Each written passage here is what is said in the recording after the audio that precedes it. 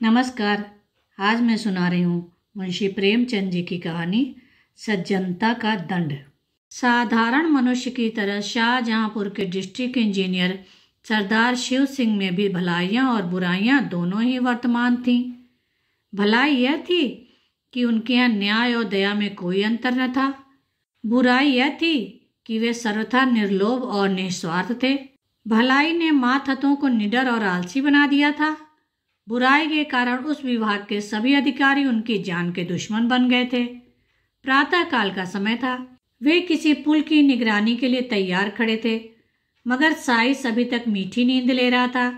रात को उसे अच्छी तरह सहेज दिया था कि पांव फटने के पहले गाड़ी तैयार कर लेना। लेकिन सुबह भी हुई, सूर्य भगवान ने दर्शन भी दिए, शीतल किरणों में गर्मी भी आई, पर साइस की नींद अभी तक नहीं टूटी। सरदार साहब खड़े खड़े थक कर एक कुर्सी पर बैठ गए। साइस तो किसी तरह जागा, परंतु अर्दली के चपरासियों का पता नहीं। जो महाशय डाक लेने गए थे वे एक ठाकुर द्वारे में खड़े होकर चरणामृत की प्रतीक्षा कर रहे थे। जो ठेकेदार को बुलाने गए थे वे बाबा रामदास की सेवा में बैठे गांजे का दम लगा रहे थे। धूप तेज होती जाती थी। सरदार साहब झुंझलाकर मकान में चले गए और अपनी पत्नी से बोले, इतना दिन चढ़ाया है, अभी तक एक चपरासी का पता नहीं। इनके मारे तो मेरे नाक में दम आ गया है। पत्नी ने दीवार की ओर देखकर दीवार से कहा, यह सब उन्हें सिर चढ़ाने का फल है। सरदार साहब चिढ़कर बोले, क्या करूं, उन्हें फांसी दे दूं? सरदार साहब के पास मोटर कार का तो कहना ही क्या, कोई फिटन भी न थी। वे अपने इक्के से ही प्रसन्न थे, जिन्हें उनके नौकर चाकर अपनी भाषा में उड़न खटोला कहते थे। शहर के लोग उसे इतना आदर सूचक नाम न देकर छकड़ा कहना ही उचित समझते थे। इस तरह सरदार साहब अन्य व्यवहारों में भी बड़े मितव्ययी थे। उनके दो भाई इलाहाबाद में पढ़ते थे। विधवा माता बनारस में रहती थी। एक विधवा बहन भी उन्हीं पर अवलंबित थी। इनके सिवा कई गरीब लड़कों को छात्रवृत्तियां भी देते थे। इन्हीं कारणों से वे सदा खाली हाथ रहते। यहाँ तक कि उनके कपड़ों पर भी इस आर्थिक दशा के चिन्ह दिखाई देते थे। लेकिन यह सब कष्ट सहकर भी वे लोभ को अपने पास फटकने न देते थे। जिन लोगों पर उनका स्नेह था वे उनकी सज्जनता को सराहते थे और उन्हें देवता समझते थे। लेकिन सज्जनता से उन्हें कोई हानि न होती थी। लेकिन जिन लोगों से उनके व्यावसायिक संबंध थे वे उनके सद्भावों के ग्राहक न थे, क्योंकि उन्हें हानि होती थी। यहाँ तक कि उन्हें अपनी सहधर्मिणी से भी कभी कभी अप्रिय बातें सुननी पड़ती थीं। एक दिन वे दफ्तर से आए तो उनकी पत्नी ने स्नेहपूर्ण ढंग से कहा, तुम्हारी सज्जनता किस काम की, जब सारा संसार तुमको बुरा कह रहा है? सरदार साहब ने दृढ़ता से जवाब दिया, संसार जो चाहे कहे, परमात्मा तो देखता है। रामा ने यह जवाब पहले से सोच लिया। वह बोली, मैं तुमसे विवाद तो नहीं करती, मगर जरा अपने दिल में विचार करके देखो कि तुम्हारी इस सच्चाई का दूसरों पर क्या असर पड़ता है। तुम तो अच्छा वेतन पाते हो। तुम अगर हाथ ना बढ़ाओ तो तुम्हारा निर्वाह हो सकता है। रूखी सूखी रोटियां मिली जाएंगी, मगर ये 10-10, 5-5 रुपए के चपरासी, मुहर्रिर, दफ्तरी बेचारे कैसे गुजर करें? उनके भी तो बाल बच्चे हैं, उनके भी कुटुंब परिवार हैं। शादी, गमी, तीज, त्योहार यह सब उनके पास भी लगे हुए हैं। भलमनसी का वेश बनाए काम नहीं चलता। बताओ उनका गुजर कैसे हो? अभी रामदीन चपरासी की घरवाली आई थी, रोते रोते आंचल भीगता था। लड़की सयानी हो गई है, अब उसका ब्याह करना पड़ेगा। ब्राह्मण की जाति, हजारों का खर्च। बताओ उसके आंसू किसके सिर पड़ेंगे? ये सब बातें सच थी। इनसे सरदार साहब को इनकार नहीं हो सकता था। उन्होंने स्वयं इस विषय में बहुत विचार किया था। यही कारण था कि वह अपने मातहतों के साथ बड़ी नरमी का व्यवहार करते थे। लेकिन सरलता और शालीनता का आत्मिक गौरव चाहे जो हो, उनका आर्थिक मोल बहुत कम है। वे बोले, तुम्हारी बातें सब यथार्थ हैं, किंतु मैं विवश हूं। अपने नियमों को कैसे तोड़ूं? यदि मेरा वश चले तो मैं उन लोगों का वेतन बढ़ा दूं, लेकिन यह नहीं हो सकता कि मैं खुद लूट मचाऊं और उन्हें लूटने दूं। रामा ने व्यंग्यपूर्ण शब्दों में कहा, तो यह हत्या किस पर पड़ेगी? सरदार साहब ने तीव्र होकर उत्तर दिया, यह उन लोगों पर पड़ेगी जो अपनी हैसियत और आमदनी से अधिक खर्च करना चाहते हैं। अर्दली बनकर क्यों वकील के लड़के से लड़की ब्याहने को ठानते हैं? दफ्तरी को यदि टहलुओं की जरूरत हो तो यह किसी पाप कार्य से कम नहीं। मेरे साइज की स्त्री अगर चांदी के सिल गले में डालना चाहे तो यह उसकी मूर्खता है। इस झूठी बड़ाई का उत्तरदाता मैं नहीं हो सकता। इंजीनियरों का ठेकेदारों से कुछ ऐसा ही संबंध है जैसे मधुमक्खियों का फूलों से। अगर वे अपने नियत भाग से अधिक पाने की चेष्टा न करें तो उनसे किसी को शिकायत नहीं हो सकती। यह मधुरस कमीशन कहलाता है। रिश्वत लोक और परलोक दोनों का ही सर्वनाश कर देती है। उसमें भय है, चोरी है, बदमाशी है, मगर कमीशन एक मनोहर वाटिका है जहां न मनुष्य का डर है न परमात्मा का भय। यहां तक कि वहां आत्मा की छिपी हुई चुटकियों का भी गुजर नहीं है।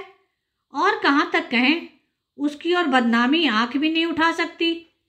यह वह बलिदान है जो हत्या होते हुए भी धर्म का एक अंश है। ऐसी अवस्था में यदि सरदार शिव सिंह अपने उज्जवल चरित्र को इस धब्बे से साफ रखते थे और उस पर अभिमान करते थे तो क्षमा के पात्र थे। मार्च का महीना बीत रहा था।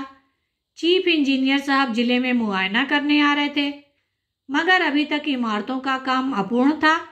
सड़कें खराब हो रही थीं। ठेकेदारों ने मिट्टी और कंकड़ भी नहीं जमा किए थे। सरदार साहब रोज ठेकेदारों को ताकीद करते थे, मगर इसका कुछ फल ना होता था।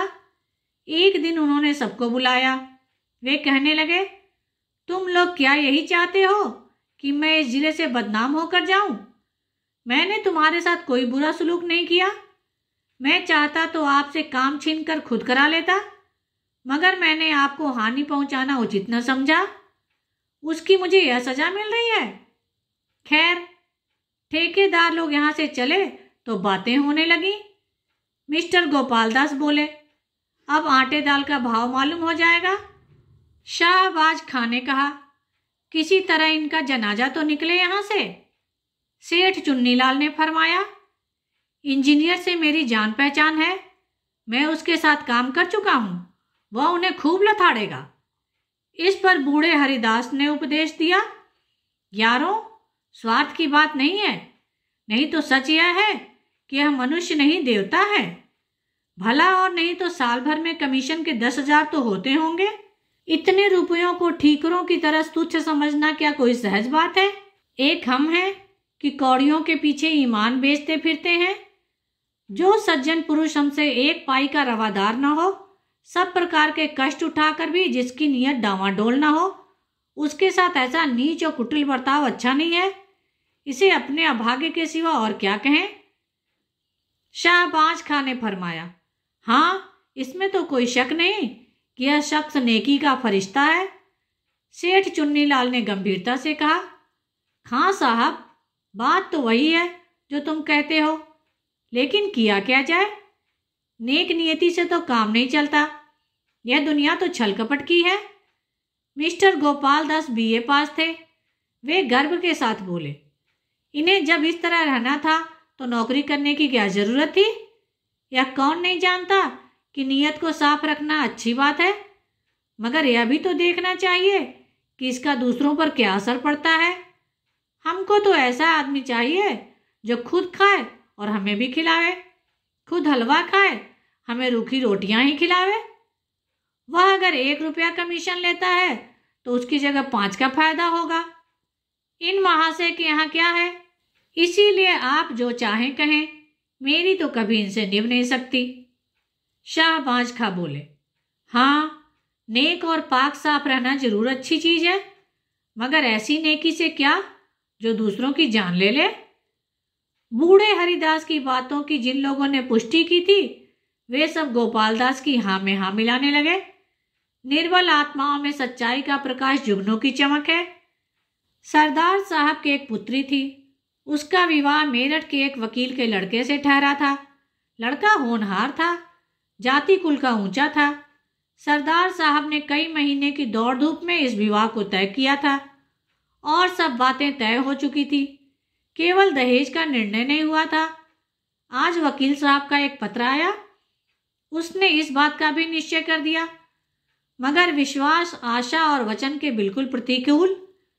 पहले वकील साहब ने एक जिले के इंजीनियर के साथ किसी प्रकार का ठहराव व्यर्थ समझा, बड़ी सस्ती उदारता प्रकट की, इस लज्जित और घृणित व्यवहार पर खूब आंसू बहाए। मगर जब ज्यादा पूछताछ करने पर सरदार साहब के धन वैभव का भेद खुल गया, तब दहेज का ठहराना आवश्यक हो गया। सरदार साहब ने आशंकित हाथों से पत्र खोला। 5,000 रुपए से कम पर विवाह नहीं हो सकता। वकील साहब को बहुत खेद और लज्जा थी कि वे इस विषय में स्पष्ट होने के लिए मजबूर किए गए, मगर वे अपने खानदान के कई बूढ़े, खुर्राट, विचारहीन, स्वार्थांध महात्माओं के हाथों बहुत तंग थे। उनका कोई वंश न था। इंजीनियर साहब ने एक लंबी सांस खींची और सारी आशाएं मिट्टी में मिल गईं। क्या सोचते थे, क्या हो गया? विकल होकर कमरे में टहलने लगे। उन्होंने जरा देर पीछे पत्र को उठा लिया और अंदर चले गए। विचारा कि यह पत्र रामा को सुनावे, मगर फिर ख्याल आया कि यहाँ सहानुभूति की कोई आशा नहीं। क्यों अपनी निर्बलता दिखाऊं? क्यों मूर्ख बनूं? वह बिना बातों के बात न करेगी। यह सोचकर वे आंगन में लौट गए। सरदार साहब स्वभाव के बड़े दयालु थे और कोमल हृदय आपत्तियों में स्थिर नहीं रह सकता। वे दुख और ग्लानि से भरे हुए सोच रहे थे कि मैंने ऐसे कौन से बुरे काम किए हैं जिसका मुझे यह फल मिल रहा है। बरसों की दौड़ धूप के बाद जो कार्य सिद्ध हुआ था वह क्षण मात्र में नष्ट हो गया। अब वह मेरी सामर्थ्य के बाहर है, मैं उसे नहीं संभाल सकता। चारों ओर अंधेरा है, कहीं आशा का प्रकाश नहीं, कोई मेरा सहायक नहीं। उनके नेत्र सजल हो उठे। सामने मेज पर ठेकेदारों के बिल रखे हुए थे। वे कई सप्ताहों से यूं ही पड़े थे। सरदार ने उन्हें खोलकर देखा भी न था। आज इस आत्मिक ग्लानि और नैराश्य की अवस्था में उन्होंने इन बिलों को सतृष्ण आंखों से देखा। जरा से इशारे पर यह सारी कठिनाइयां दूर हो सकती हैं। चपरासी और क्लर्क केवल मेरी सम्मति के सहारे सब कुछ कर लेंगे। मुझे जबान हिलाने की भी जरूरत नहीं, न मुझे लज्जित ही होना पड़ेगा। इन विचारों का इतना प्राबल्य हुआ कि वे वास्तव में बिलों को उठाकर गौर से देखने और हिसाब लगाने लगे कि उनमें कितनी निकासी हो सकती है। मगर शीघ्र ही आत्मा ने उन्हें जगा दिया। मैं किस भ्रम में पड़ा हुआ हूं? क्या उस आत्मिक पवित्रता को जो मेरी जन्म भर की कमाई है केवल थोड़े से धन पर अर्पण कर दूं? जो मैं अपने सहकर्मियों के सामने गर्व से सिर उठाए चलता था, जिससे मोटर कार वाले भातृगण आंखें नहीं मिला सकते थे, वहीं मैं आज अपने उस सारे गौरव और मान को, अपनी संपूर्ण आत्मिक संपत्ति को 10-5 हजार रुपयों पर त्याग दूं? ऐसा कदापि नहीं हो सकता। अब उस कुविचार को परास्त करने के लिए जिसने क्षण मात्र के लिए उन पर विजय पा ली थी, वे उस सुनसान कमरे में जोर से ठठाकर हंसे। चाहे यह हंसी उन बिलों ने और कमरे की दीवारों ने न सुनी हो, मगर उनकी आत्मा ने अवश्य सुनी।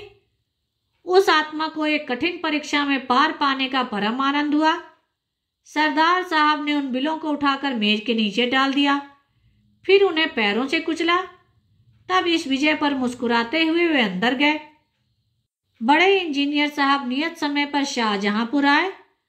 उनके साथ सरदार साहब का दुर्भाग्य भी आया। जिले के सारे काम अधूरे पड़े हुए थे। उनके खान सामा ने कहा, हुजूर, काम कैसे पूरा हो?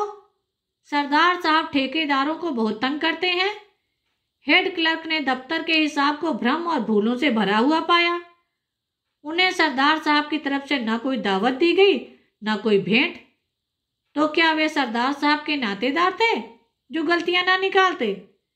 जिले के ठेकेदारों ने एक बहुमूल्य डाली सजाई और उसे बड़े इंजीनियर साहब की सेवा में लेकर हाजिर हुए। वे बोले, हुजूर, चाहे गुलामों को गोली मार दें, मगर सरदार साहब का अन्याय अब नहीं सहा जाता। कहने को तो कमीशन नहीं लेते, मगर सच पूछिए तो जान ले लेते हैं। चीफ इंजीनियर साहब ने मुआयने की किताब में लिखा, सरदार शिव सिंह बहुत ईमानदार आदमी हैं। उनका चरित्र उज्जवल है, मगर वे इतने बड़े जिले के कार्य का भार नहीं संभाल सकते। परिणाम यह हुआ कि वे एक छोटे से जिले में भेज दिए गए और उनका दर्जा भी घटा दिया गया।